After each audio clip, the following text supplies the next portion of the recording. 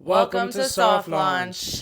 This is episode 112, and it's going to be a somber one. Yeah. We are not in a great headspace, and make zero mistake, we are doing drugs to ease the pain. Yeah. We have taken an edible because there's just absolutely no way we're going to be able to do this podcast and not edit it 16 million times to edit out our crying. Yeah. As many of you know, if you follow us on social media, Monroe has passed. And so this will be a different episode. Yes. Maybe similar to last episode. So we weren't too happy at that one either. But I wasn't stoned in the last episode, whereas now I'm a little under the influence of marijuana. So Yeah. So yeah, I'm generally happier to be here. You're generally happier to be here, and I'm gonna just do to you what you've done to me every time I've taken an edible. Is I'm gonna just say JC is feeling really, really insecure, and he thinks that he's gonna come off like he's joking because he's on marijuana, so he's 100%. In his head about it. I have such a stupid fucking grin on my face right now, and it's like the worst timing because this is the saddest episode we're ever gonna do. But we are numbing the pain. Yeah. Numbing it a little too much. Yeah, and this is why I've been against substances for so long. Yeah. Your dad's gonna call you and worried about you. He should be. He should be worried about me, and should, and is. And is. Yeah. But yeah, I guess. Yeah, I don't really know. I feel. We don't have to do segments. Yeah, I can't do segments. So we're not going to do a segment. We're just going to get into it because I just kind of want to talk about my baby a little bit. Yeah, of course. So 9.5 years of time and love with my baby, and we had to say goodbye on Saturday morning at around 6 a.m. Yeah. After a very long night. After a very long night. And because last episode, for everybody who has not seen how the story's transpired, last episode Monroe was in the hospital. We ended up getting her back on Thursday night. Which we were super excited about because the baby was out for 3-4 days. It was so long. So she finally came home on Thursday night. I had a couple of shows, and Samantha was here with her. Yeah. And, it was tough that night, but we didn't know, Yeah, we didn't know. Yeah. You were at shows. I was here, and it just really hit me how not okay she was. And I had to call my mom and stay on the phone with her for 2 hours while JC was out because I didn't want to be alone. And make zero mistake, it crossed my mind that this was the end. Yeah. And I just couldn't be with my thoughts. Yeah. And that's a big realization for you because I feel like our whole relationship, you never, ever entertained the idea of Monroe passing one day. Yeah. And, to hear that you had that moment. Yeah. I looked at her and I was like, this is not looking good. Yeah. I feel like I thought that you genuinely hadn't thought of it till the doctor suggested. No, I thought, it was an option. So yeah, we took her home on Thursday. I was super nervous. We came home, but she ended up going to sleep. She was so tired. We couldn't even feed her. Yeah, we couldn't feed her. She wouldn't eat, and we were supposed to give her medication, and she just did not want to eat. Couldn't be bothered to take it. Yeah. We bought pill packets. Pill pockets. Yeah, pill pockets. I ordered so many things to get her to take these pills, and she just was not having it. And you could tell she was being stubborn because those pill packs smell so good. I was like, let me try it. Bring it over this way. Yeah. When I first did that, the first night that we got them, I was like, this shit smells amazing. It's like fucking bacon, dude. Yeah, it smelled so good. But she didn't want it, so we couldn't give her any of her medication. But she did sleep really well that night. We put her bed, she usually sleeps in the crate. Normal. And we moved her bed in there, and she slept, and it was fine. I woke up every hour to make sure she was good, but she was actually okay. And then we had to drag her back out because her leg still wasn't working. The next morning, and then JC had to go to work, and I worked from home, and I was again so overwhelmed. Yeah. That I called my mom as well that morning, and I was like, "This is really hard. I need JC to be here. I'm super nervous." And then I'm on the phone with my mom, and I'm like, "I'm just gonna call. And I need to ask because Monroe's stomach was swelling again."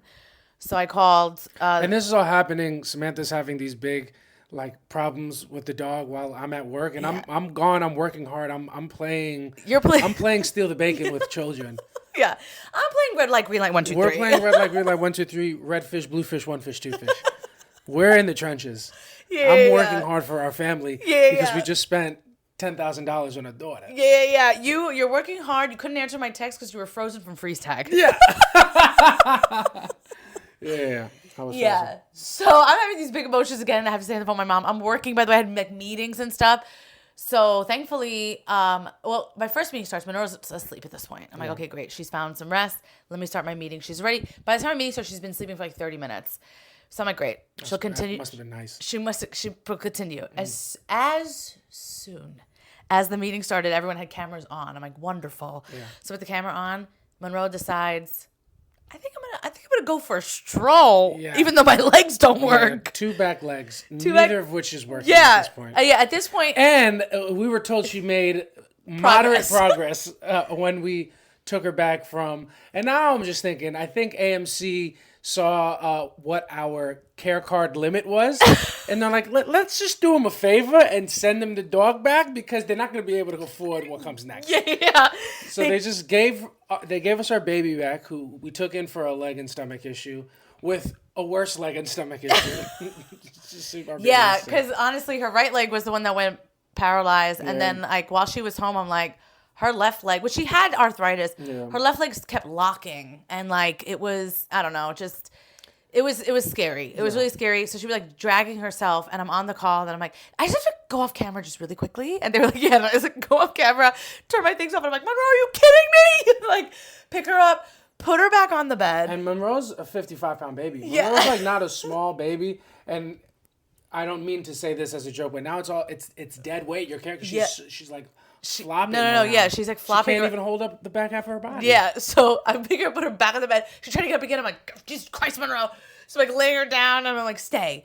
And then she kind of just ends up getting comfortable, and I do my meeting, and it's fine. And you came home, and she was actually okay. She was all right. She was all right for the most part. We woke up extra early than we usually would, just to try to get her a pill. She wasn't taking her pills. She was like super stubborn about her medication and food and water. It was tough to get her to eat. That's why I forgot all about it. We had to give her an appetite stimulant. And then like we were shoving pills in her mouth and holding her nose up. Yeah, just so she would swallow these pills. Just so she had no option but to swallow her painkillers.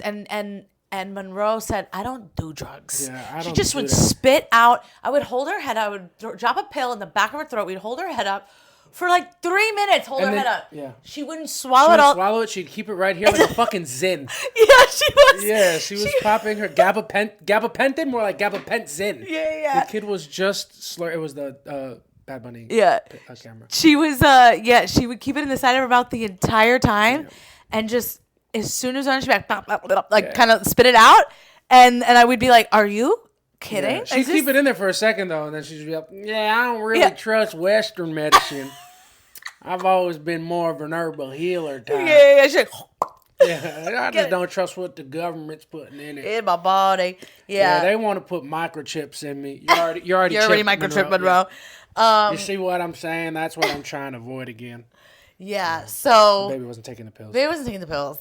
So yeah, the morning was rough because she wouldn't eat, and like we needed to give her a medication. And then we tried to take her out, which you got to pick her up and take her all the way outside. She can't use her back legs, so we have a harness with handles. Like the whole front of her and the back of her. So we're like trying to like put her in squat position because she can't do it herself, and she won't use the bathroom. It was a nightmare. It was a nightmare. And like her leg issue was one thing. It was just sad to see her not be able to walk, but really her stomach issue was giving me such anxiety. Because she needed to eat for almost all of her medication. They said it's almost like 6 medications. Yeah, she was on 6 of her medications. She had to eat for most of them, and then every time she would eat, if she did eat though, her stomach would swell, and I was like, this doesn't feel good. Yeah.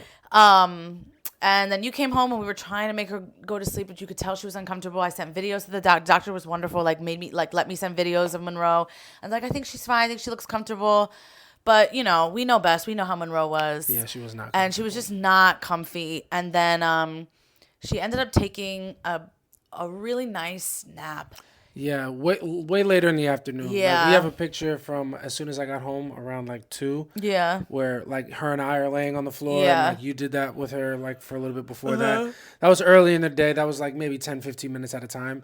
And then we did get her to go down for a good rest, like an hour and a half. Yeah. Like where she was just knocked out finally after another pill struggle. Mm-hmm. And, that was the last time I really felt like we could be normal Yeah. with her in the house because, before that it was just a hassle to keep her on the bed. Like couldn't use her back legs, but she wanted to go everywhere. Yeah. So it was a tough morning, a tough afternoon, but like for a part of the evening, she just slept. Yeah. Or if she was up, she was just like checking us. And then she would lay putting back her head down. back down. And that was like the last time I feel like we could be normal with her. Because when she woke up, we knew right away because like she was stirring a little bit and we were like, oh, please don't wake up, like just stay sleeping because we know you're tired.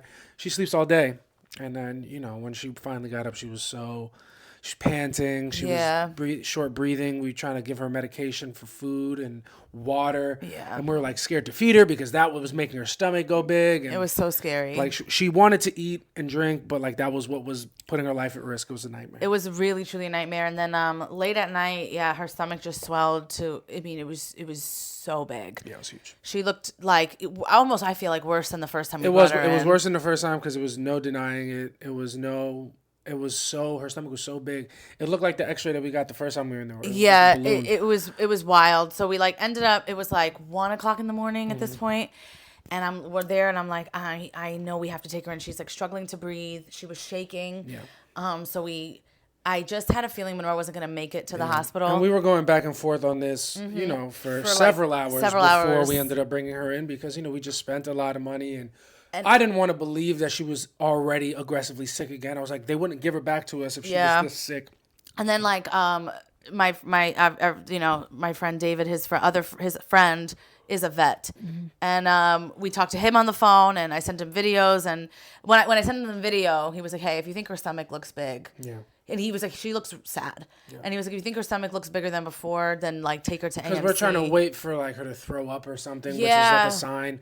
So I was almost hoping she threw up just to like make it more clear. Yeah, but then I saw her drool, and I was like, that's not a good sign. Yeah, and she was just struggling to breathe, and it was just really awful. It's tough. So it's late. It's like 1:30 in the morning on Friday night, and I'm like, I just didn't want to put her in an Uber Pet because we decided that we were going to go to the hospital. Yeah, we knew we were going to go. It was so late we couldn't call your dad. No, my dad would have had to go leave his house, go get the car where my mom lives, and then come to us. It would have taken us forever. 2 hours, but I really didn't want an Uber Pet. Yeah, so we called my dad. Shout out to Big Julio. Yeah, pulled up. Truly. And I was nervous that he was going to be nervous about her like pissing or shitting in his BMW. Oh no! So I was like, oh, I hope not. But he was really. He has KJ in the car. Yeah, that's true. Yeah, and he's pissing and shit. Yeah, he's a good kid. Shout out to my nephews. Yes, they're doing well. So we just like picked up Monroe's wagon. Shout out to your family for that wagon. Yeah, my dad's wagon. Also, Monroe did give us her final pee. Yeah, we got. She squatted. We took her outside, and you guys don't need to know, but like there's a couple that lives like a couple apartment complexes away from us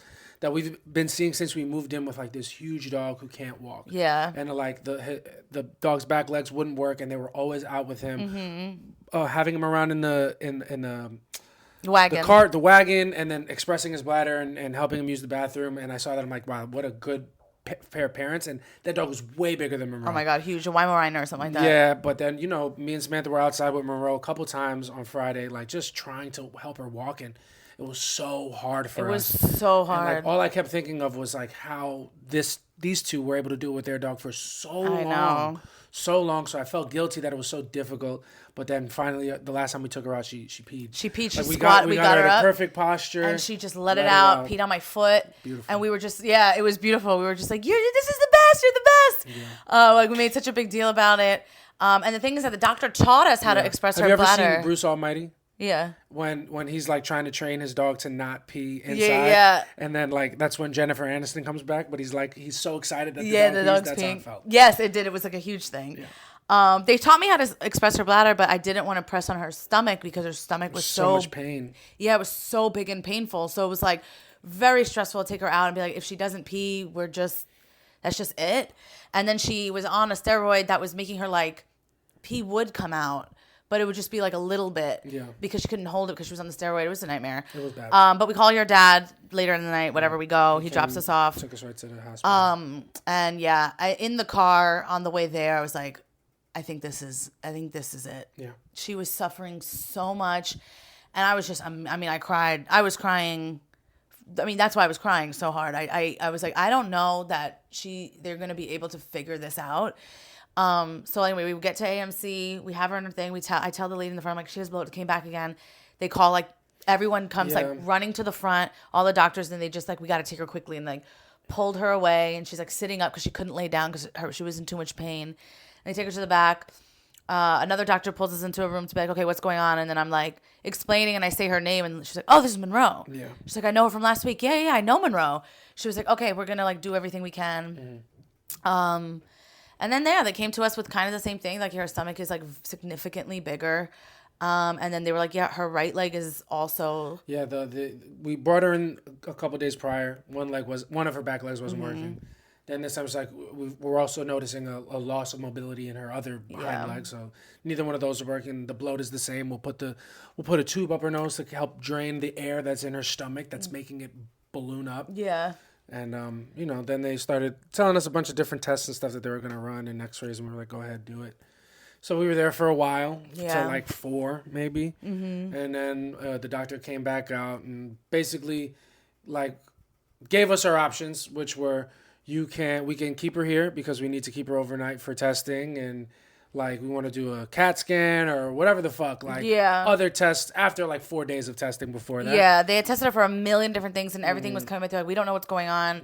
They didn't want to give her an MRI because her stomach GI tract was already because fucked, of her stomach. That would make it worse. So we were just in this limbo place, and they're like, we think it might be like cancer in her spine, like tumors in her spine. So we can keep her here and test her for tumors in her spine, and then then it would be like what happens after that. And so he tells us that. He's like, we can keep her overnight, and to keep her overnight will be another $12,000. We paid $10,000 already. A couple days earlier. And they're like, it'll be $12,000. And, we're like, well, when we find out it's cancer, then what? Or if we do, then it's like, then... That was just another $12,000 just to keep her there and do more tests. And do more testing. And then, it was just... To maybe find out. And I'm like, so we're sitting there. When he told us $12,000, we just got silent. And, like, for me, I'm like... in my head, I'm like, I obviously don't want her life to end, but I also am like, all this poking and probing of her, it's like, I just feel bad for my baby. Like, it was awful. And then so he was like, you can also take her home. Yeah. You also, it was $12,000. I immediately thought, I was like, all right, well, I'm going to get a care. I'm like, you took out the last care credit. I'm going to take out some care credit. Yeah, that was the first thing. We're going to have to do it like that. Yeah, we were going to take out a whole other credit card and do it. And then, like, the guy was like, you can also, I know it's a lot of money, and you just spent, it'd been $22,000. And he was like, you can take her home like you did, and we can just try to manage her like that. But we already knew that her stomach was already big, and we're like, we can't just take her home now. She's not going to reverse. Yeah. And then he was like, or the third option, which I hate to say, you've done a lot. She's older. Yeah. And, basically, she's getting older, and this could, you could. Yeah, and we hadn't talked about it. Yeah, we hadn't talked. We and JC were absolutely dancing around talking about it. We just like wouldn't say anything, but like I was having, like on Friday days, I would just start hysterically crying in the middle of the day, and it's just because like I wasn't vocalizing, but like I knew, I'm like I can't. It was a terrible decision, and I hated that we had to make it, but it was like I loved her too much to let her stay in pain for me. Yeah, it was like, was a lot. It was tough to see her like that.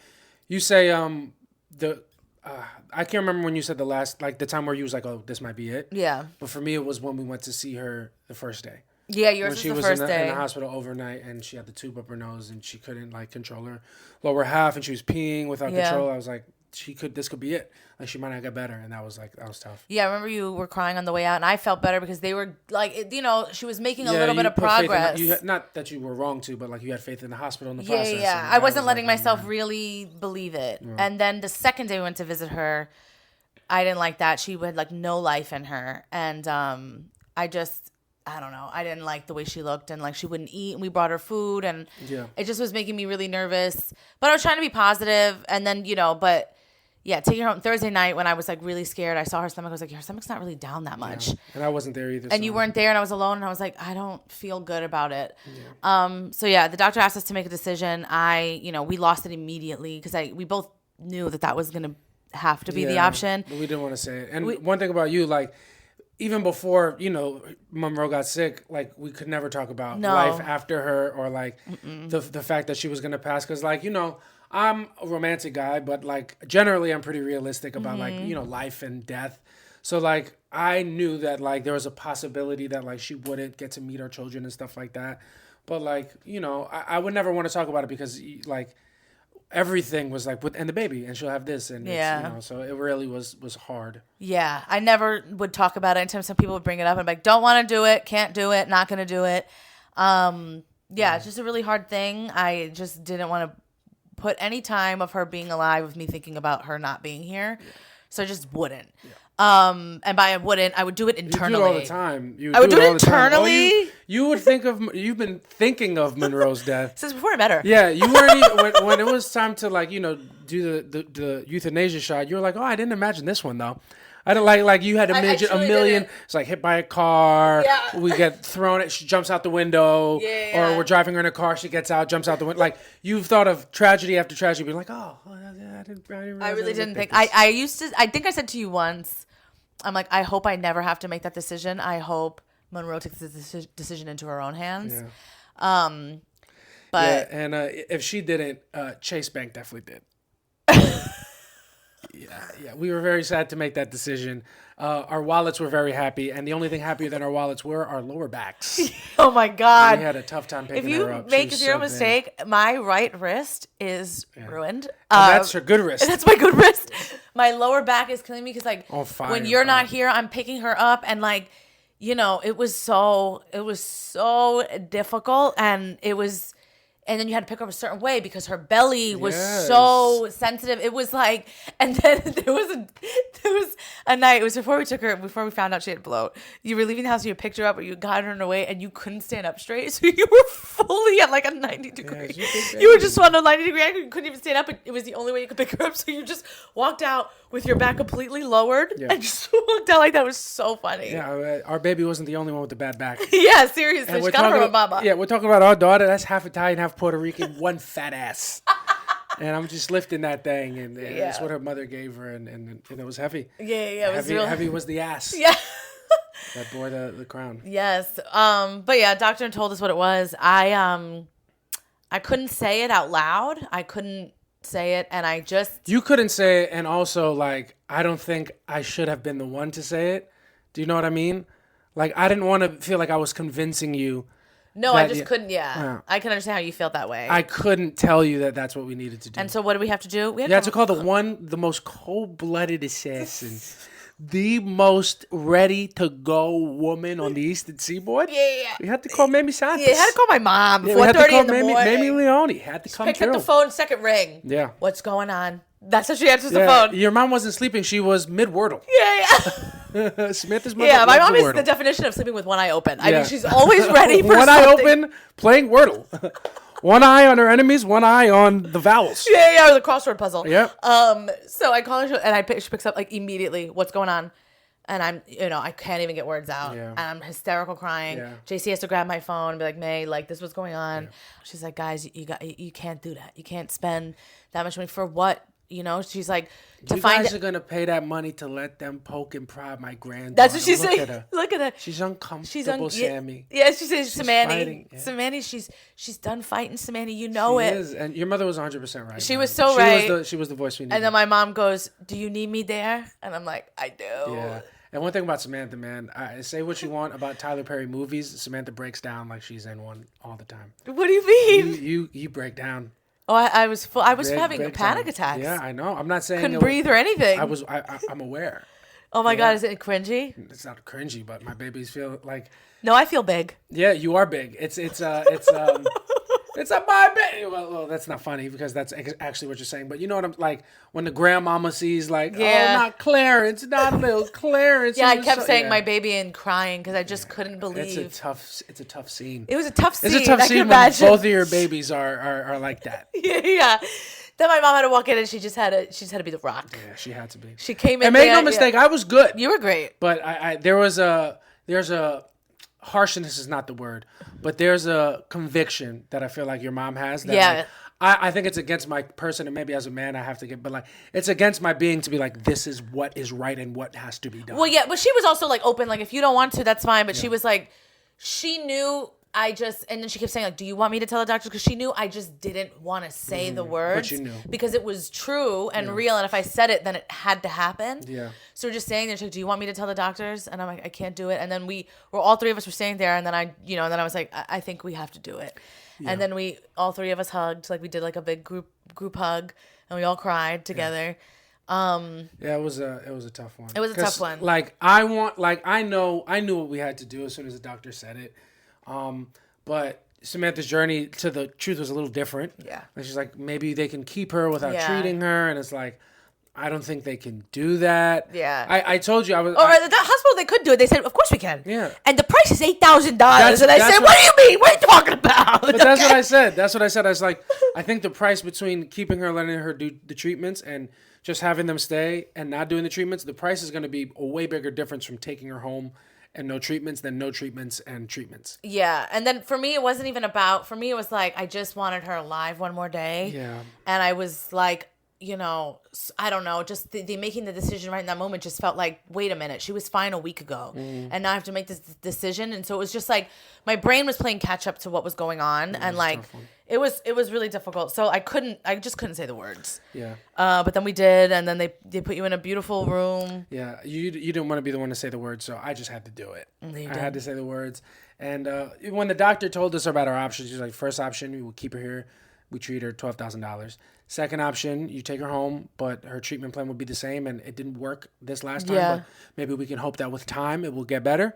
Or, there is the third option, and I hate to suggest this option, but we can go with euthanasia.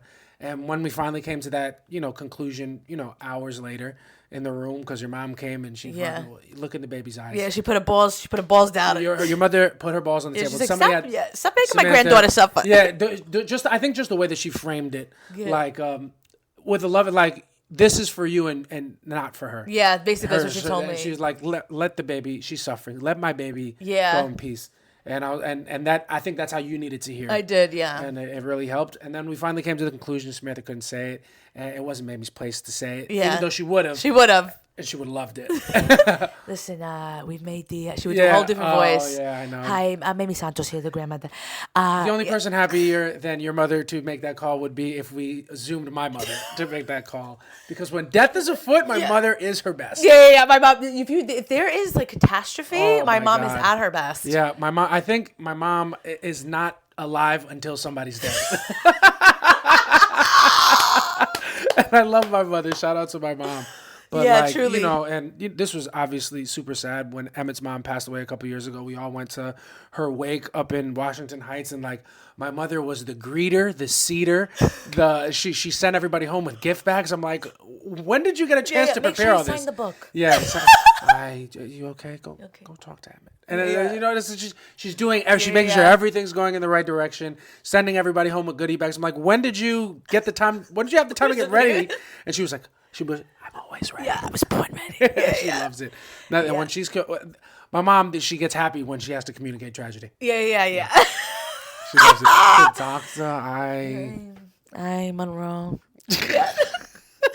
But yeah, that's how my mom is like, my mom is, honestly, I think it's something about having to handle business. Handle business, and also it goes to show my mom has been through so much. She's seen so many people close to her. My mom's best friend passed away. Yeah. Like, my mom has seen some shit. Yeah, and my mom has seen a lot of television shows where she's really identified with the way that they handle business. Yeah, I'm sure your mom's been through a lot. No, I know. And so my mom's just like, all right, well, let's make this decision. And also, she's a mom. So, like, she sees her baby, like, having trouble making a decision, and she's like, I know what you want to do. I know my mom, has been in my life my entire life, and knows I can't say it out loud. I know what I need to do. It's just hard for me to like say it. Yeah. And that's why I've stayed in relationships for longer than I need to. I mean, I know what I gotta do. I just don't want to do it. Yeah. That's what it is. You don't ask for them to correct your dishes when you go out to eat. No. You don't correct them when you see something wrong on the bill.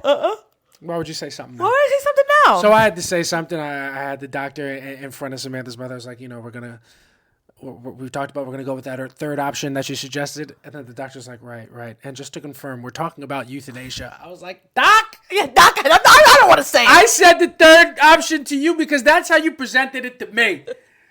Don't semantic me at the most vulnerable moment Yeah, of it's my just like life. we're all sobbing here. Yeah, what do you think? Dude, I'm begging you to kill my dog. And you're like, right. For clarification. Right. So, yeah. We're going to... And you know what? That's how that's how you can tell he's a good doctor. He's a little autistic. Well, I think they probably it's giving legal. it's giving like emergency. Imagine I had dyslexia and I had just mixed up the options, and he was like, "All right, we'll do the third option," and they kill our dog. Yeah. We're like, we just wanted her to get an MCAT. Well, now you're gonna have to get a real cat because the dog's gone. Yeah, that was hysterically sick. And just to be clear, right. And to be clear. You want to kill your pet. Yeah. I'm like, guy, we're here. I'm hysterical crying. I had my head in my sweater. Oh, man, it was a tough one. It's like, what do you think? I mean, maybe he thought because I was about to maybe he thought we were about to spend $22,000 and that's why we were crying. Yeah. Which makes me feel happy that he looked at us and thought we had it. Yeah. Or he's just shocked. He's like, I don't fucking care about these people. Let's trip and drive for everything they got. Yeah. I would have spent that money had there been like, if we do this, she will get better. Yeah. But it was, if we do this, we might find out. We might get closer to finding out why the problems are happening. Yeah. And then it's like, at this point, if both her legs are going. Both legs. If it's cancer. She can't eat at all. I'm like, it's just going to be a long process. We're going to watch her suffer for so long. And I'm like, I just can't see her like this. It's just not, it wasn't practical. It wasn't practical. So they put us in a nice little room. What was funny about that is I could tell he was a really good doctor and he was very aware of protocol.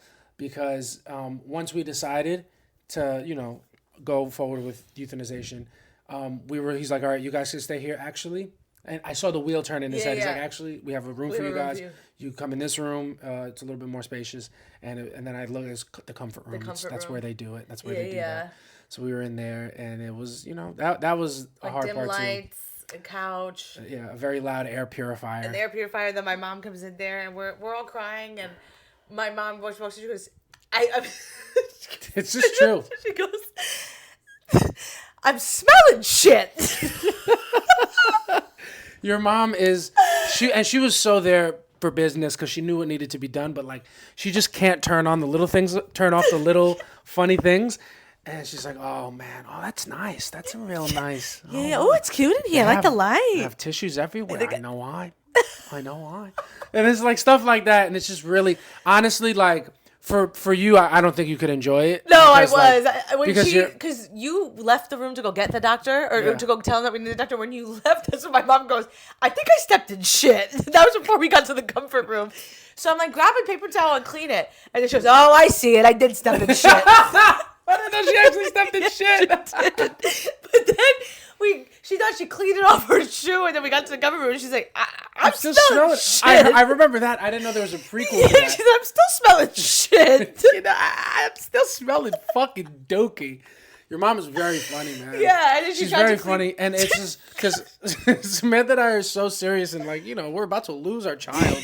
So it's pretty somber in there. And make no mistake, your mother loves Monroe as well. And she's as somber as she could be. No, absolutely. She'd shed a lot of tears, but like then something else would happen. And it's like, just the small talk couldn't be turned off. She couldn't be turned off. Like they wheel Monroe in and they're like, we'll give you as much time as you need with her. When you're ready, knock on this door, they'll get the doctor. Yeah. So we're in there. We're all like talking to Monroe and telling her, words of affirmation, telling her how amazing she is. And then my mom's like, Monroe's facing me and JC. My mom's sitting off to the side. She's like petting her leg, and then my mom keeps checking her asshole. She goes, Samantha, her ass is a little red.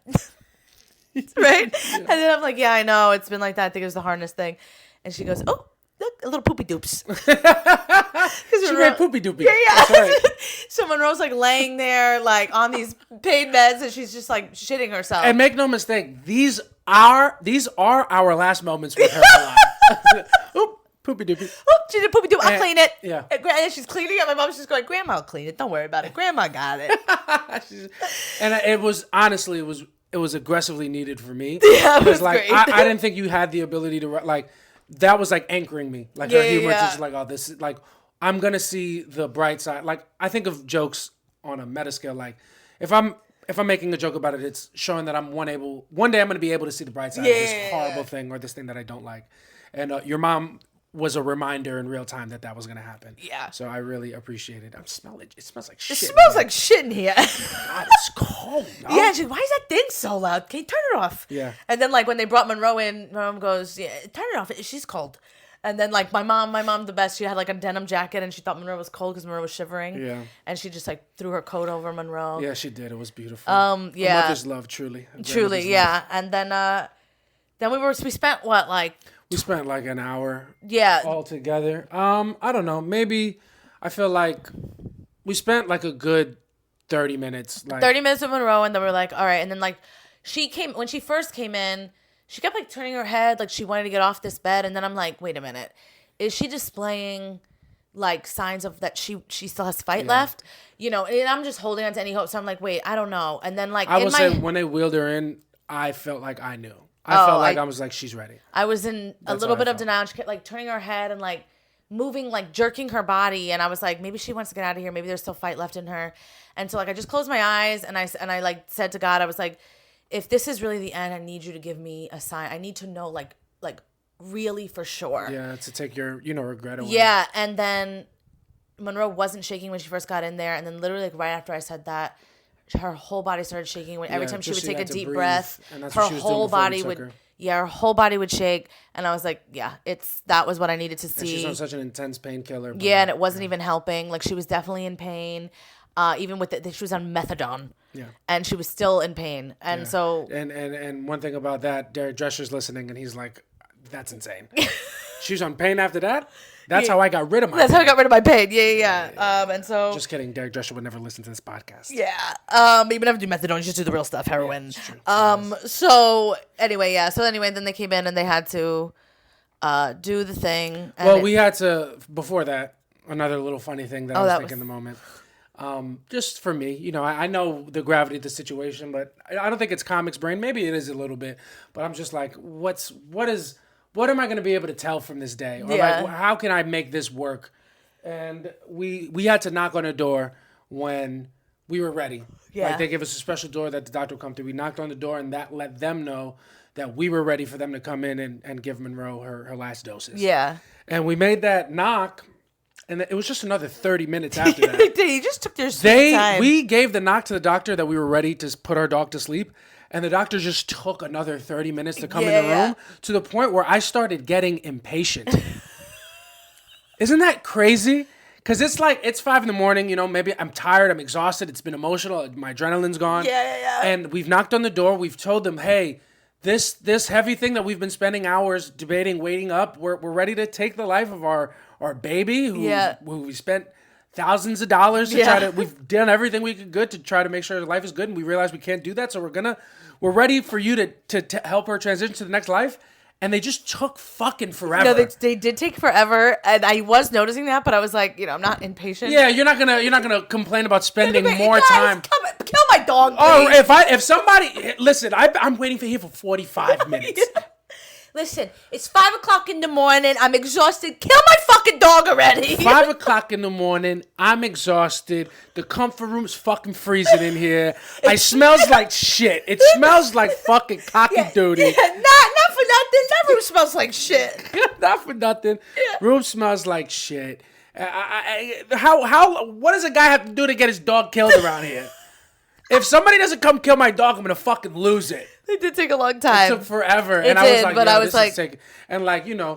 There's only so many ways you can tell your daughter, hey, I love you. I've given you everything I could give you. Like, she knew it. She was like, oh my God. Yeah. I don't like breathing anymore. And then also, like, I'm watching her breathe like this. I'm like, is she gonna die before they come in here? And this is gonna be a terrible death. Yeah, and we're exhausted. And, your mom is giving us our time, so we're just like with the baby looking in her face, and your mom is, playing a little Candy Crush in the corner. The brightness all the way up, sound is a little bit too loud, but it's what it is. No, it's silent. No, I know. Yeah. It's just funny to say that. But we were in there for so long. We definitely were. Yeah. And then they did it, and it was. Give her 2 doses. Yeah, it was the worst. We were there with her the whole way. It was terrible, but I'm glad we were there with her. Yeah, and then JC was, obviously like it took a long time, and he was definitely wanting to leave it. Then I couldn't. They were like, whenever you're ready, you can leave the room. And I was like, oh, you think I'm going to leave my baby in this room? Yeah. There's just no fucking way I'm doing that. Yeah, that would have been a tough one to do. I'm not going to just walk out. There's no. Yeah. So my mom's like, I'll tell him. So she goes in there, she said, listen, my daughter, there's no way my daughter's leaving her baby in there. So like, don't worry, like, might take a little bit. And my mom's like, okay, well, we will wait. So we did. It's actually, they came really quick for that. Yeah, they were great about the whole thing. They told us everything to expect. Like, it's your dog. The eyes might stay open. Yeah, it didn't. Her muscles will move around after, and you might think she's taking a breath or fighting for life. That's not what's happening, and she might shit. Like they told us all these things, and it's just sad. She looked peaceful, but it was like, I think just knowing that she was no longer there, and it was just, her physical was like crazy. It was so crazy. Aye. She did look like she was asleep. She, and I'm like, and even though they said you might hear her breath, like, I'm like, I think I was in complete shock. So I'm like, I think she's breathing. And I was like, I hear her snoring. Like I was just in complete denial. Some delusions of grandeur. I was having delusions. And it was insane. And then, then we had to leave. Yeah. They came. But not before your mom pointed out, she is shitting. Yeah. My mom goes, what a good girl. She didn't even poop or she didn't poop or pee. And then a few minutes she goes, she did it. She's pooping. Just like that. Yeah. Man. So then they came, they took her, and then we had to leave. And, they've moved us from one room to another, but since we walk in there, I'm already crying. So like we get in there, there were like 2 Asian people waiting for their cat. Yeah. They look at me. They, it's the best place to be. Because there's everybody's so everybody, obviously everyone there loves their pet. So they like look at me and they're like, oh, and we're crying at that point I was just out of control, like crying. They had seen me walk to get you waters, and that's where I was doing my little breakdowns. Yeah. So they were seeing it all happen. I know this is fucked up, but don't you a little bit feel like, as the parents with the sickest pet in the pet hospital, don't you feel like the most popular kid? 100%. Isn't that crazy? Yeah, when I was leaving, I was like, your baby broke her leg? Shut the fuck up. Okay, yeah. You feel like, and this is not the right word, but you feel like the coolest kids there. You feel like the most popular kids in the hospital. You have the most clout because you have the most social currency there because you're really going through it. And a UTI? Let me guess, clavomox. You should have that at home already. Our baby's dead. Yeah, truly. And they just like wheeled her out, and she just looked like she was sleeping. Other people were looking at us crying. They knew what was going on. And then it was crazy. They gave us a paper like, okay, call to get to have. And then, they ask you this question. They go, do you want a private private what is it called? Private cremation. Cremation. Jesus Christ, I couldn't get that word out. Or a group one. It's like I don't want all your motherfucking dogs in my Yeah, that's it's like I spent $10,000 on this dog. Do you think I'm gonna cut my budget at the fact that I don't want her Are you insane? Yeah. They do suggest that one of their suggestions, you can do a group cremation and you take home parts of your dog's ashes and parts of other puppies. There's no way to calculate those percentages, and it's cheaper. But then we got the bill, and I'm like, I realized why the first option exists. You know what I mean? Yeah. Because that's something that, like, if it was just me and I'm a dude, I'm like, I can just say it's all her. Yeah. And that's something that I would do. No, you wouldn't. No, I wouldn't do that. Stupid. No, but I get why. I was like really crying because like after the guy was like, after we were in the room, we told him that we wanted to euthanize her. That was the choice we were going with. He was like, okay, there's like some people, like some questions. Let's do it now. So he's like, let's do it now so you don't have to do it after. And like, I couldn't. So he just looks at JC. He's like, do you want to be the one? And so I'm like hysterical crying. So I'm not answering any of the questions. And then he was like, group or a private cremation? And like, I'm just popping my head. I'm like, private. I mean, Doc, what do you think? I'm a fucking monster? Yeah. Yeah. What are you talking, Doc? Come on, guy. Yeah, we got it. You see what our credit care limit was. We got a little couple dollars to play with there. Yeah. You saw the wagon she came in with. Yeah, it was a nice wagon. That's the G wagon of it was. It was. But yeah, we had to leave the hospital, and we were everybody in the waiting room, and they knew it. They all knew. Everybody was like so like looking at me like like they felt so bad. I couldn't. Usually I don't like any type of anyone's look at me. It's just I was so overcome with emotion that I couldn't like even hide it. So then we go outside. It's now at this point 6:30 in the morning. It's like 6 in the morning. It's so late. 6:30. Yeah, the sun's up. We're coming up and we're calling an Uber, and again, my mom. We're like, this is great though. Yeah, we're calling an Uber, and my mom's like, "What the fuck is going on with it? I can't get a fucking Uber. I'll walk. I take the bus if I have to, sweetie. You don't worry about me. What street are we on again? Yeah, Samantha, where are we? What street is this? God, I love your mom, man. Yeah. She's so funny. And me and JC are just like, nothing left. We're like the British guy. I've got nothing left. Yeah, we just put down her baby, dude. Yeah. And then fast forward today, like we didn't even realize, but like your mom had a couple pictures. Yeah. We didn't even know. Like, so we're like fucking going through it, and you're always like, they look great. Yeah. My mom took a picture of us at the end. I'm really actually. She accidentally sent them to me, and she was like, "I'm sorry, I sent those to you. I should have deleted." She sent me like a video, and then I was like, honestly, it was comforting to see like. She was looking at us, and it was like her last moments. It was. I didn't mind having that. No, I don't mind it either. Yeah. I mean, it's just sad. But yeah, sad. It's been a tough weekend. It's been a very, very tough weekend. As soon as we came home, we got out of the Uber, and there was just like geese flying over. It was like insane. Like stopped up to look at that, and then I was just dreading walking into the apartment because it's like how we left it. Pee pads everywhere, diapers, exactly how we left it. Yeah, like time she was there. Her stuff all there. I had ordered stuff from Chewy, so it was like Chewy boxes, and like we walk in and we like broke the fuck down. I like immediately laid in her bed. Yeah, it was tough. It was tough. I threw up. Yes, you did. I was having a full breakdown, and it's been rough. I have not slept without her toys. No, we're very much going through it. This blanket here, shout out to Eric, right? Yeah, Eric Schweger. Who got us this blanket with our baby's face on it. We're sitting on it because we like to feel close to her. Yeah, she liked it. But we sleep with this on the bed. We have her area where she would lay when we'd be recording. It's right there.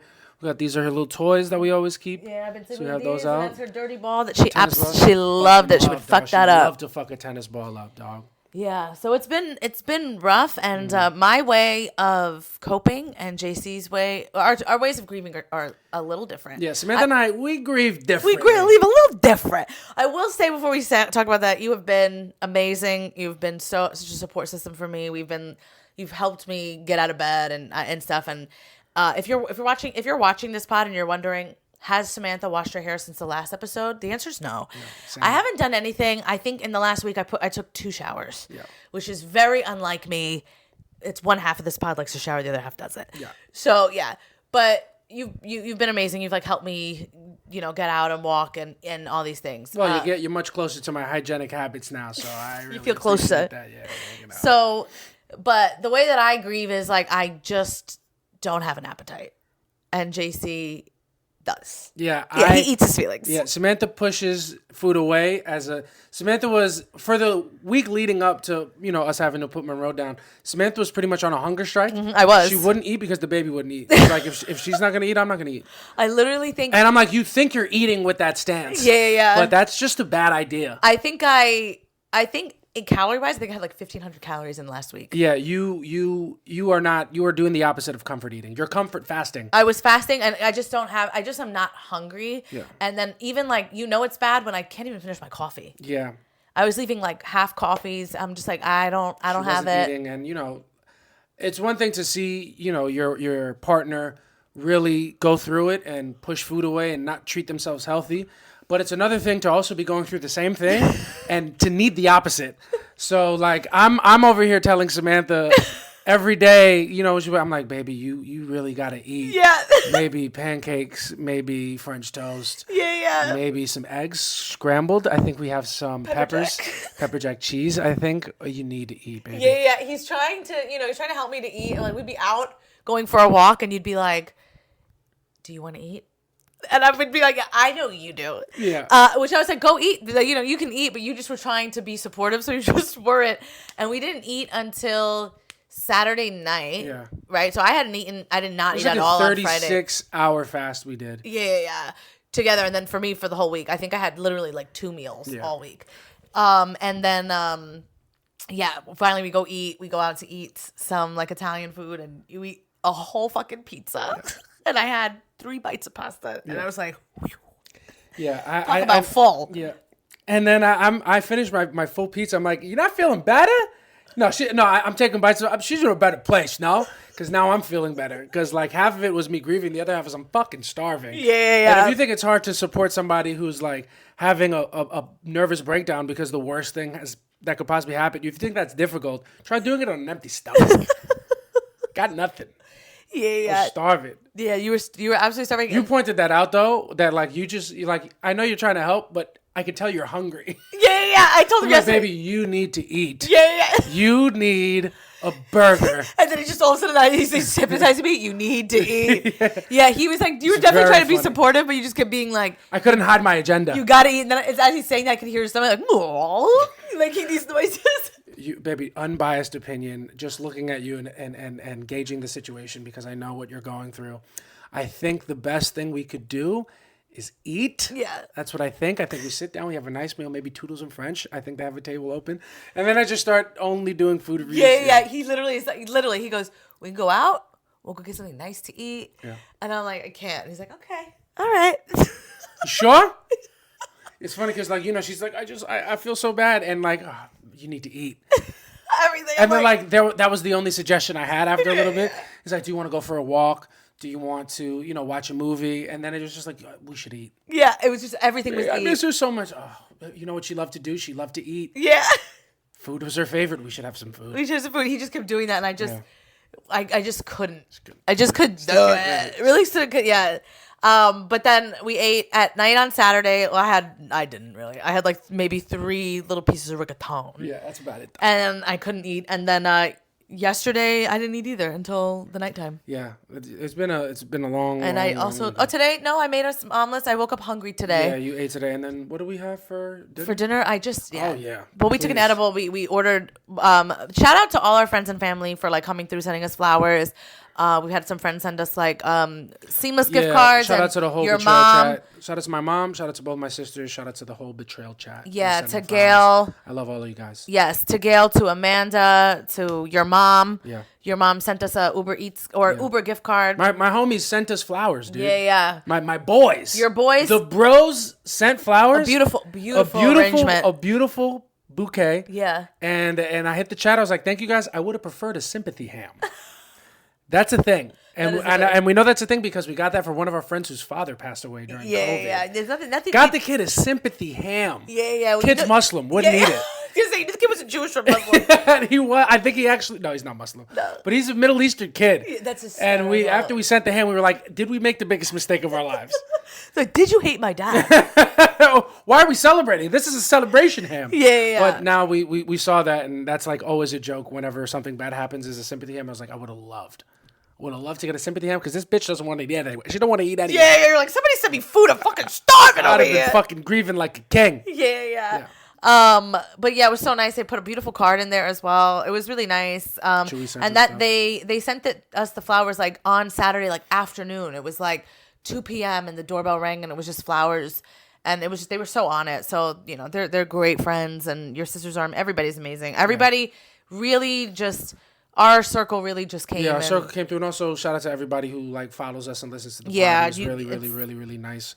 Shout out Chris the Cool. I sent me a couple messages. Shout out to Ivy. I mean, so many people. We're blanking, but like everybody's really nice. There's been so many people I can't even remember who. Thank you to everybody who left a positive comment. Shout out Maha. Yeah. And like Maria Maverick, of course. Yeah. Brooke, like every Eliana. Yes. Everybody. So many people. Emily Ward. Yes. So many people were great, and that's all of our listeners. Every single one. Yeah. A new guy, Romeo, I think, or Rome or something like that. Something like that. And Andy's so sleazy. Yeah. But that's it. And we're just gonna stop naming because we have so many that we've forgotten. But everybody's been really nice, so thank you guys so much because it does help. It really does. All of your messages. So many people have been writing me so many messages about like things they remember about me posting Monroe and like how I would speak about her. It's just been really comforting for me. So I really do thank everybody for that. Yeah, but it was, it's tough. Reading the messages, I know you've liked it. Like reading comments of people because Monroe's such a good baby. Touched everybody so positive. Yeah, I even got an email from the doctor that took care of her last week saying how devastated she was to hear and that she looked at Monroe's X-rays from Friday, and she said we made she said you guys made judging off those X-rays, you guys made the best decision for her. So it's just been rough. I'm in the state of grief where I think everything is a sign. Yeah, I'm at that point, and it's very funny to be so aware and self-aware of like. It's just these things it's just funny. Yeah. But it's like, everything I'm finding, I'm like meaning in, you know, like, and I fully believe it. Oh, yeah. You know what I mean? I'm in the stage of grief and I know that I'm in the stage of grief, but I'm 100% into it. And so everything's a sign. So like, I keep thinking I'm hearing her. Of course. And then my baby won't let me think anything's a sign. I'm like, that's a motorcycle. I'm like, it was her breathing. Yeah.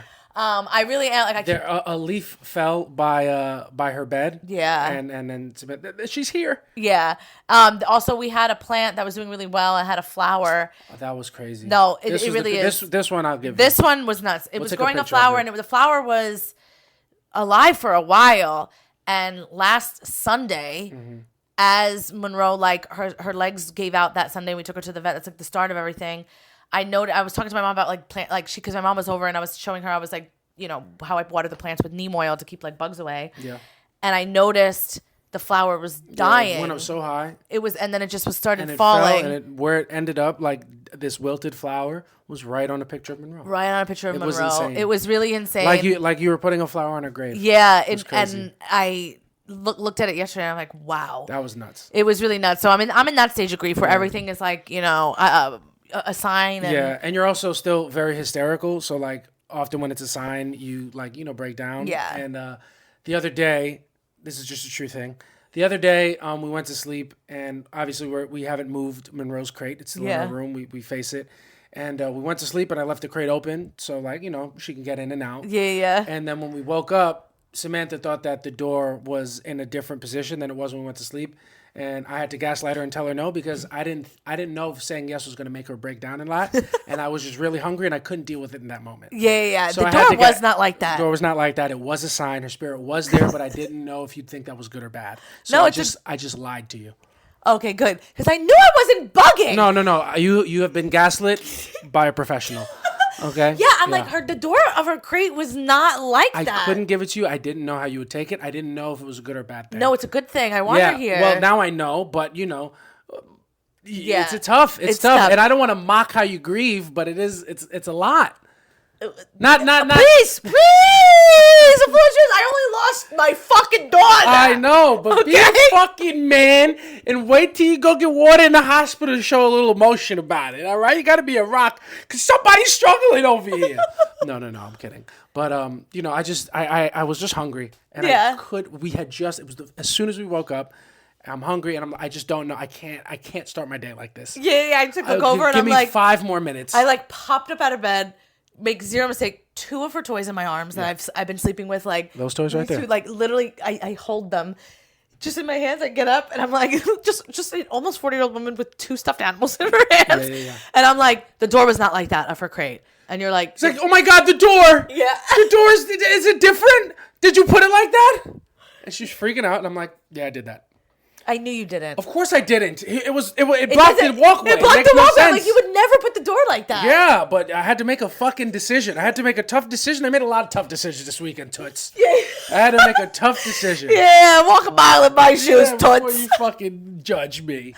Yeah, but then we still didn't eat, so the joke was on you. We didn't eat. I tried. I tried my best. My favorite thing, Samantha's so, you're so aware, and you're such a good person. It's like, I love so many things about you, but you're such a good person that, every maybe 4th breakdown, you would be at, the depth of you breaking down. You'd be like, are you okay? What do you need? And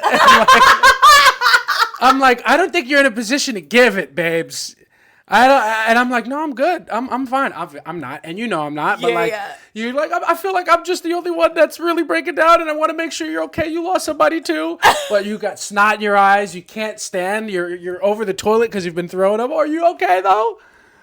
Do you need some? Do you need anything from me? What can I do for you? I was like, you can fucking cover yourself with some decency. A little bit of fucking eyeliner would be nice. A little rouge. Did that ever hurt anybody? A little rouge? You like to take a fucking shower and you smell like fish, you pig. Huele a fucking grajo, carajo. And this every 4th breakdown, because you were still being attentive, even in your lowest, and you were still. Can I help? Yeah, that's very funny. That's my baby. Yeah, that's hysterical because I would be crying and be like. Well, what about you? Lost somebody too. TC lost somebody too. I have to, I have to ask how you're doing. Yeah. But I can't help it. I know, and I get it. No, I know. I get it. But it's been a rough go. Week, man. It's been tough. We did order the new mic cords, so those will be here for the next. Yeah, episode. we just put a little fucking busy making big decisions. Yeah. New thing. I'm gonna stop apologizing if episodes are late or if we don't do clips. We're grieving. Yeah. I'm mourning. All right, we're mourning. And what's the biggest thing you're mourning? You told me the other day. The biggest thing that obviously you've lost your daughter, your child, the love of your life. What's been the hardest part about losing our dog? I mean, obviously I miss her so much. Of course. I love my dog so much, and losing her has been just unbearable. Yeah, it's been tough. What I am grieving the most is that now when I'm in a public setting and I'm out in like a group setting, I can't be like, gotta walk the old dog, you know how that goes. And now I have to stay at functions. Yeah. I gotta be honest. You got no excuse. And I can't do that. You can't. That's a tough So one. I will be out till 4 in the morning. Yeah, if the happy hours from 10 to 2. Yeah, got it. That's when if that's when the open bars, that's when you're there. I gotta be there. You can't walk there. I gotta walk the baby. Oh my God, I would go to the next spot. Oh, but my dog kidney disease. You believe it? Oh, Remedy Diner. I love their prices. Yeah. Gotta go home though. Gotta go home. You guys want to pianos? I love pianos. I love going out in the Lower East Side now and having it take it an hour and a half to get home on a Saturday night.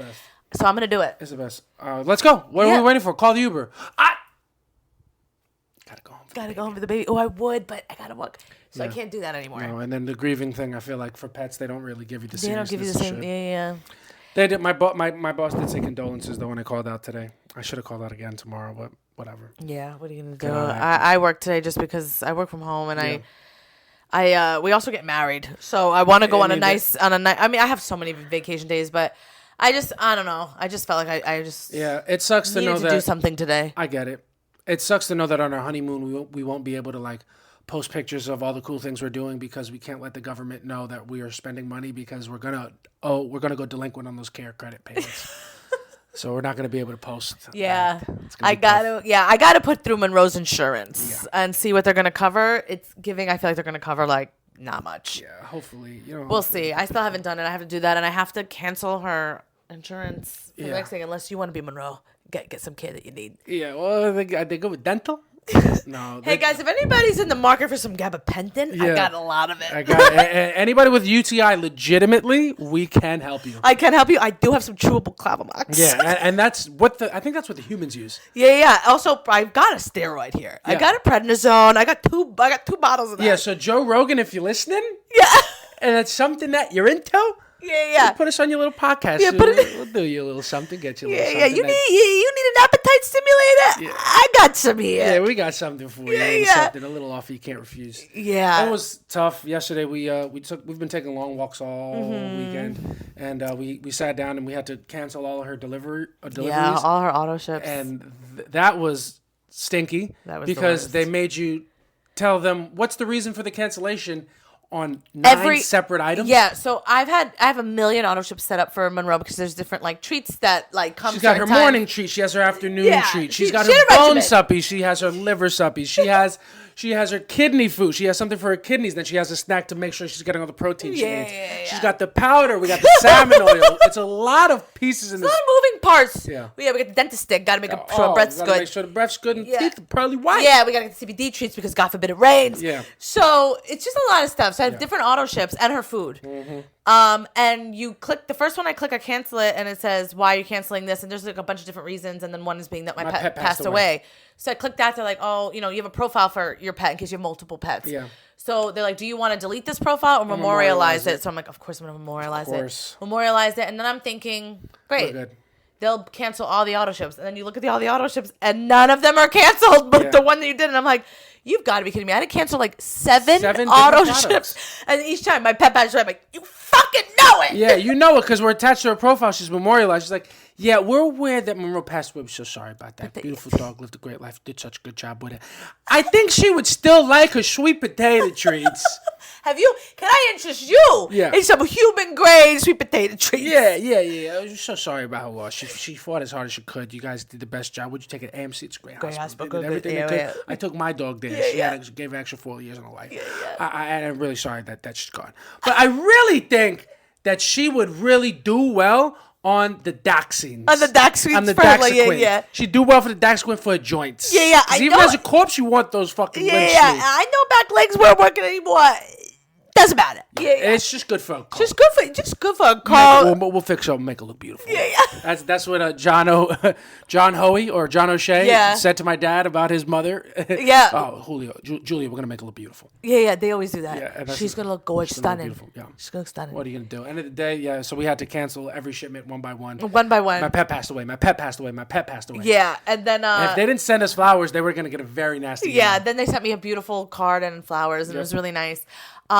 Just been a really dark time, but you start realizing like you have good people around you that are, some people are checking in on me, and it's been really nice. Yeah. And so many people that met Monroe just a limited amount of time. It's been nice to see like the effect that she had on them, because I know she's my dog, and everyone says about their dog, but Monroe never did anything wrong. No, she's such a good baby. She really, like, from the day I got her, everything they told me not to do, they're like, this is a new dog, she's getting used to her space, like, give her space. I was up in her space immediately, tested to see if she was like aggressive with her food, like did all these things, and it's just, she couldn't have been more perfect. Having her was the best 9.5 years of my entire life. She didn't have a confrontational bone in her body. Mm-mm. Like, even when she did something wrong, and like you wanted to give her pow, like she there was no malintent ever.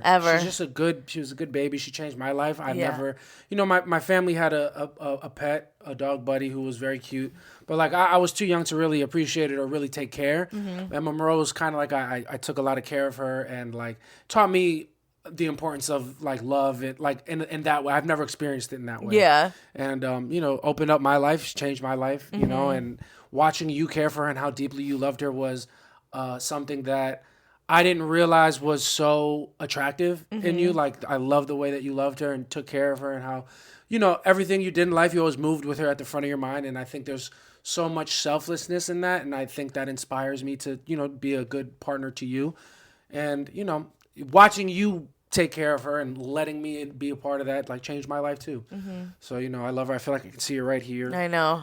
She's all over the place. She's all over the apartment. And I've got a ball in my throat. Yeah, I mean, it's sad. But I've been watching all of our pictures and videos that we have with her. She was so full of like life and light. Yeah. Even when she couldn't run so well anymore. We have a bunch of videos of her here, and I have a bunch of videos of her in the Lower East Side just running, and you can see the difference. And the change in time, and she was still, but her face became a different color, became white, but like the look in her eyes was still the same. She just wanted to jump up and play. Just a really happy, beautiful baby. Yeah. Just happy to be here. Yeah. Always just the best. I mean, like, anything I've ever seen where like how a dog is happy. I mean, she did everything that they would say. Every box. And just really just the best dog. Like, I couldn't have had a better dog. It's almost unfortunate because any dog I have after has just got huge shoes to fill. Those are big booties. Yeah, because Monroe had zero flaws. And I had Duke. I had a dog before.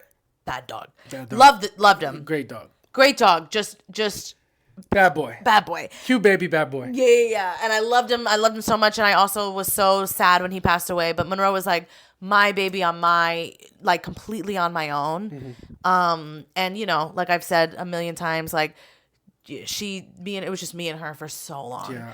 And, she got me through really bad times in my life. And like, I was in a really bad relationship, and I'm looking back at pictures and I'm like, she was up my ass in such a way, and like would never let me be alone in the apartment. Like, and she was super protecting me. Mm-hmm. Like, she didn't really have a bond with that person, and it wasn't really, She was always protecting you. Even, when I started spending the night at your place and I had to get up early and go to work, Monroe would always get up with me, like usher me out. Yeah, thank you. Yeah, she always, every time. It wasn't my spot warm. It wasn't for, a good year almost where she would like let herself sleep while I was up. Yeah. And then like, or let herself like stay in bed because she trusted that I was outside and that nothing bad was going to happen.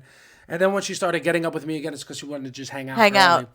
But she was such a good baby. She was the best baby. I'm honestly, I feel so lucky, and I feel like, if you're wondering if you should adopt a dog, you really should. Absolutely. It changes your life. It's a lot of responsibility, but some responsibility feels good. And when you love something, it doesn't really feel, it never really felt.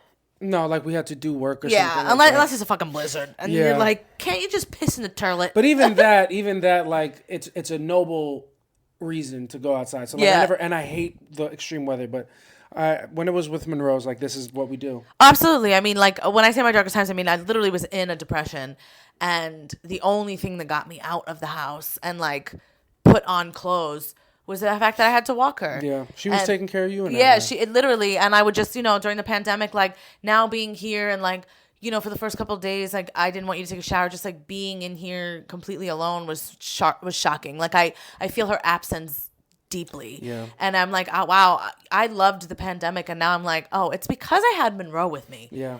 I don't think I could have done it completely alone. No, like I would have conversations with her. Like I would play games with her. Like, she was the best. She was the best companion. She was so, like now I'm obviously you know this at the time, but like now I feel it, like how ingrained into my everyday she was. Yeah. Like every part of like waking up early, and if I can't walk her, I'll feed her, and then if you have to go, I walk her. Yeah. And coming home and like trying to build in an extra hour before I had to leave anywhere to make sure she was fed and she ate and like she was taken care of. And it's so like, I wake up and I make the bed because we have to, because if we don't, she's going to lay in the sheets, she's going to lick everything. Yeah, if we've drooled, she's going to lick it because she likes that. Yeah. It's been super tough, I think, because, we wanted her to be part of our wedding and stuff.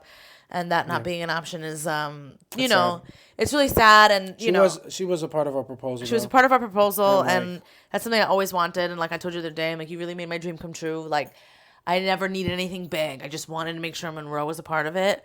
And I don't know that I ever really vocalized it to you, but I think just who I am, like, that I would want Monroe to be there.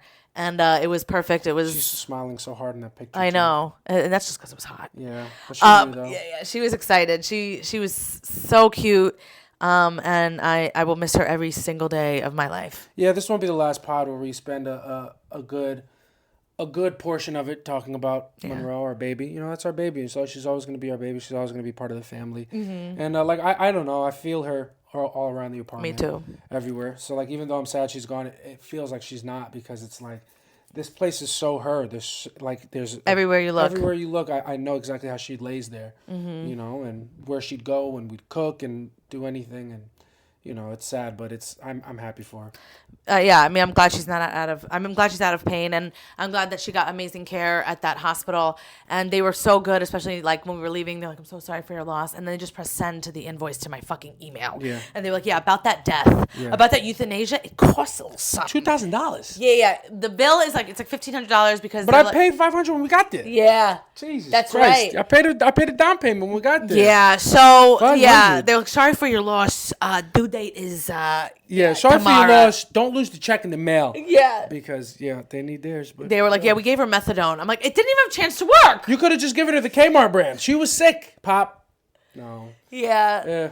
Yeah, they ended up doing x-rays. We shouldn't have even fucking done them, but I didn't know what, I was still being hopeful. Yeah, we paid a couple extra $1,000 just to not have that conversation for a couple more hours. Truly. That's all. Truly, that's just all that was. But But I think honestly, I think the baby, I'll tell you what, you succeeded too hard, because I'll tell you, the baby loved the rainbow light off the stained glass so much that she crossed the rainbow bridge. And now she's in doggy heaven. And she's like, you know what? It fucking looks real nice. It looks up there. She's a stained glass up there. I had a mother who had a window just like, you gotta come see this thing. It's beautiful, no? She's got fucking If you like this one, look at the living room. We got one in the back of the living room. They put one in my podcast room. I had a podcast. You check it out. Every Wednesday. Yeah, every Wednesday. And that was mine. Yeah. That's so funny. Yeah. But I know Monroe's our daughter, but I imagine her in heaven, like our parents, like, you got to see this podcast. Yeah, they're so good at it. I would sit there for hours. They'd ask me to come on and be like, you guys do it. Yeah, she's in there saying, I would sit there, I would laugh, Yeah. I would laugh. My mom has a podcast. Yeah. My mom, great woman. You love her. You love her. My mom has a podcast. But it was all this, it's been rough, and I've had a hard time with the decision and all that stuff, but I know that deep down we did make the right decision. And I think that it all worked out because she came home on Thursday. I think we just needed to spend, I think she wanted to spend one more night with us. Because we got her back from the hospital. I think that's what made it click for me. We gave her to the hospital on Monday morning. and Tuesday morning, sorry. We gave her to the hospital Tuesday morning, and they kept her for 2 days. And, they were testing her a lot. They couldn't really find it, but they said, she's shown a lot of improvement. And I think all the fighting that she had left, she spent that time to make sure that she got 1 day. 1 day here. 1 day more at home with us, and we definitely made use of it. We cuddled her a lot that day. We didn't know it was her last day. We just wanted her to feel comfortable. We just wanted her to feel comfortable. So we were loving on her, spending a lot of time with her. She dragged herself to her favorite place on the rug, and, she let us sleep with her and rub her belly, and we even got to see her do like little things that, knowing how sick she was, I didn't think she's gonna be able to do. Like anytime you were petting her, rubbing her belly, and you stopped abruptly, she would hit you to do it again. We got to see her do that, and she did this really cute thing when she would be on her back. Yeah, and she's doing it in the video. I mean, it's a dog thing, but she was our dog, so we saw it in her the most. There's the video of her doing it on her adoption video. Yeah. And she's just rubbing her back, and we got to see her do that. And knowing the pain she was in, I can't believe that she did it. Also, trying to get her to take pills. We were sticking her, her pills in treats, and I'd be like, "Give me paw," to make her feel like she was working for something. Mm-hmm. And she was giving us paw. She would, just a good girl through and through. And so I think all in all, I think she just came home. She wanted to spend some time with us, and I think, it's such a terrible ending, and it's just not the way that I ever, thought it would be. Yeah, we thought we would have more time. I thought I would have more time. I thought she'd meet our kids. I thought, that's probably stupid, but I just couldn't imagine my life without her. And it's silly because dogs don't live anywhere as long as they should. Yeah. But I just really never thought about it. I loved her so much. So I think, I'm happy we got to spend her last day with her. I'm glad it wasn't she spent all this time in the hospital and then we had to make a decision. Yeah. But it's been rough. Has been rough, and it will be rough. But we have each other, and Monroe. No matter what happens, she'll always be a part of us. So I know she might not get to meet her kids, but she's a part of us forever, and we're going to be a big part of our kids. So she's going to be woven into the fabric of their lives. Yeah. And all around this apartment, you can't get rid of her. This is her home. Yeah. So it's always going to be your home, no matter how much time passes and no matter what happens. Yeah. We should start paying some fucking rent then.